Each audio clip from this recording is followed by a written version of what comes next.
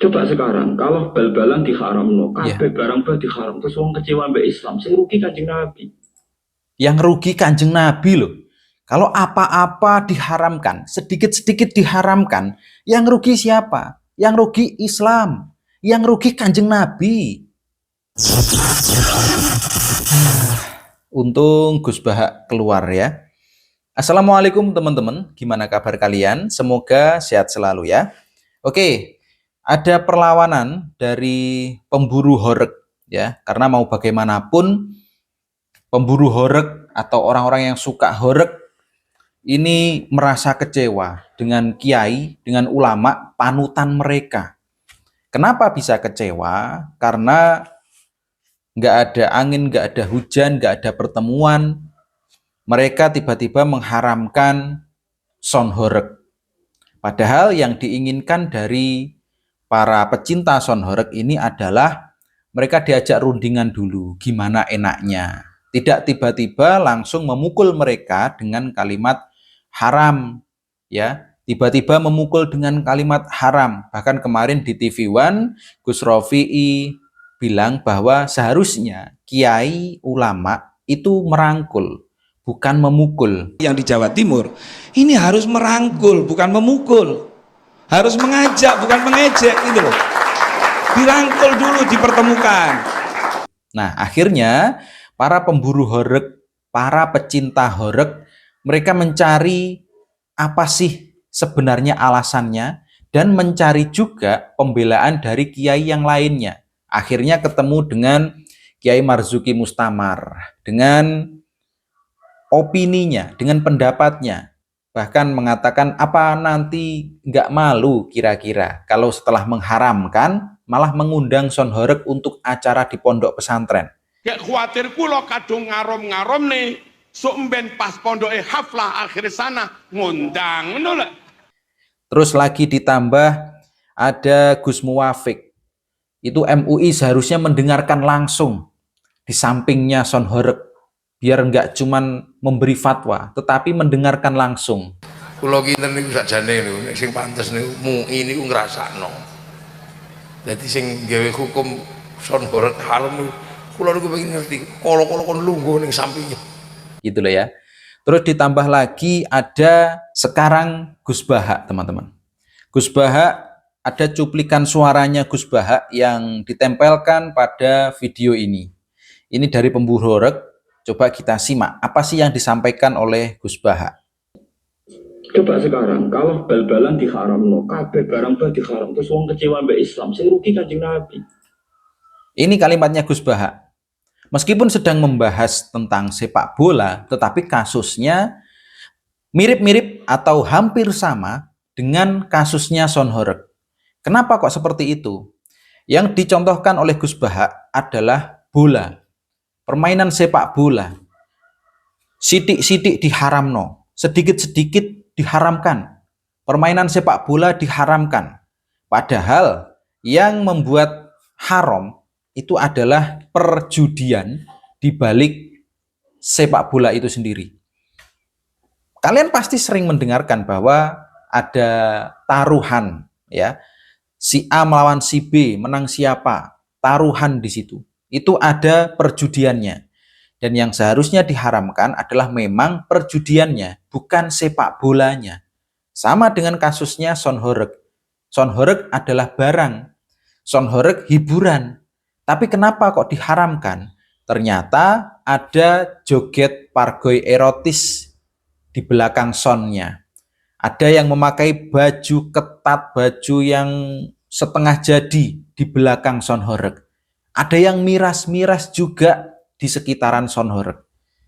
Ternyata yang seharusnya diharamkan adalah poin-poin yang memang harusnya jelas. Jogetan pargoi menampakkan bentuk bahkan barangnya wanita, itu harusnya memang haram. Itu saja yang seharusnya dibahas dan juga diatur. Karnaval sudah sejak lama banyak. Sudah sejak dahulu kala ada karnaval. Dan seharusnya memang yang seperti itu diatur. diatur teman-teman, jangan langsung dipukul. Itu yang dikeluhkan para pecinta sonhoreg. Jangan langsung dihukumi haram. Seharusnya diajak ngobrol. Toh ya, orang-orang dari sonhoreg seperti Mas David, Mas Bre, mereka ini mau diatur, tapi jangan dilarang. Karena apa? Karena banyak sekali orang yang menggantungkan hidupnya pada sonhoreg, teman-teman. Kalian lihat di sini, apakah yang berjualan ini orang-orang kaya? Tidak. Yang berjualan di sini adalah rakyat-rakyat yang memang mereka susah mencari pekerjaan. Tidak adanya pekerjaan yang ditawarkan oleh pemerintah, akhirnya mereka berinisiatif bagaimana caranya agar bisa tetap hidup di Indonesia, terutama di daerah Jawa Timur. Mereka berjualan, ada yang berjualan tikar plastik, ada yang berjualan mainan, berjualan makanan, minuman, mainannya anak-anak, gambar-menggambarnya anak-anak. Mereka berjualan di situ, teman-teman. Mereka mencari sandang pangan. Tapi kalau sonhoregnya diharamkan, orang-orang yang seperti ini yang harusnya mereka pikirkan juga. Jangan hanya memfatwakan tetapi tidak memberikan solusi, ya. Harusnya seperti ini. Karena apa? Karena yang salah itu adalah jogetannya. Yang terlalu buka baju, jogetannya terlalu erotis.